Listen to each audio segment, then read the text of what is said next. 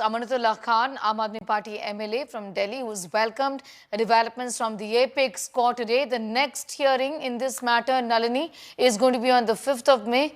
You were, in fact, Nalini, taking us through the highlights of what the court has said today and the submissions of the government, so to speak. Yes, Neha, there's no doubt about the fact that the petitioners and the petitioners' lawyers today will be heaving a huge sigh of relief because just within 1.5 days of hearing, just about 2.5 hours of hearing, the Supreme Court has stepped in to ensure that their rights are protected, that there is no drastic change that really happens on the ground so that it becomes difficult for the Supreme Court to go back and undo those changes. Like we've seen in several cases before. Sneha, if you remember in the demonetization case, when it had happened, there were petitions that had come up before the Supreme Court. They had asked for a stay on the policy, but there was no stay granted. And by the time the Supreme Court decided the matter, it was not possible to go back and undo the kind of changes that were done due to demonetization, despite the fact that one of the judges on the bench had said that demonetization, in fact, was a failure. But despite that, no changes could be done. Same happened with Article 370 because there was no stay granted on the presidential order regarding the abrogation of Article 370. The kind of changes that happened in the state of Jammu and Kashmir, it's arguable whether they were for the good or for the worse, but none of those changes could then be reversed by the time the Supreme Court gave the decision. Same thing we saw again in the Maharashtra political crisis, where at that time the Supreme Court had allowed for Eknath Shinde to go ahead and take the oath as his chief minister, and they had said that all of this will be subject to the final decision of the Supreme Court. But ultimately what the Supreme Court decides finally, it did not make it seem possible to go back and undo the changes because you can't undo the oath that has already been taken by somebody as a chief minister of the state. So it was very crucial for the Supreme Court to step in and ensure that the rights are protected and there's no drastic change on the ground to ensure that at least the Muslim parties, the petitioners in the case, all of the concerned stakeholders can have some sort of assurance that the Supreme Court is there to protect its rights. In fact, keeping in mind the same kind of philosophy, the Supreme Court had even said yesterday, the Chief Justice of India had said that we will pass an interim order where we are going to balance the equities because we have decided that we are going to look into this matter. Because initially there was a concern by the Supreme Court yesterday whether they should hear the matter or whether they should send it back to the High Court for the High Court to decide what needs to be done in this case. But now, considering that the Supreme Court has officially issued the notice to the government, they've given them time to reply. They've also put in an interim order in place. The Supreme Court is going to take up the matter by itself.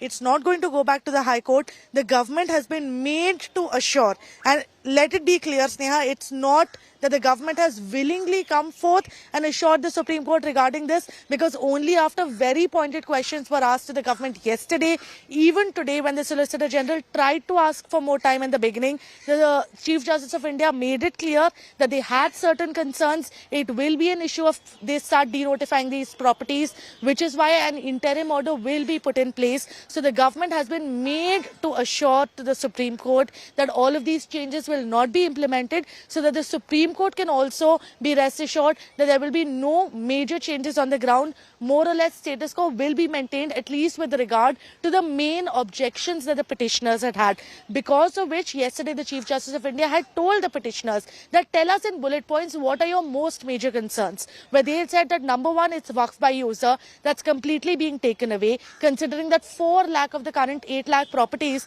are Waqf by user properties, it's a big concern to us. So that has been taken care of by the Supreme Court. The second thing that they had said is that we don't want non-Muslims to be part of these administrative bodies regarding the Waqf. Whether it be the Waqf Board or the Central Waqf Council, we don't want non-Muslims to be part of this because you don't see it in any other religion, where there are Hindu religious endowments that are completely run by Hindus, and the idea of a Muslim being part of a body that is running a Hindu religious endowment is unfathomable.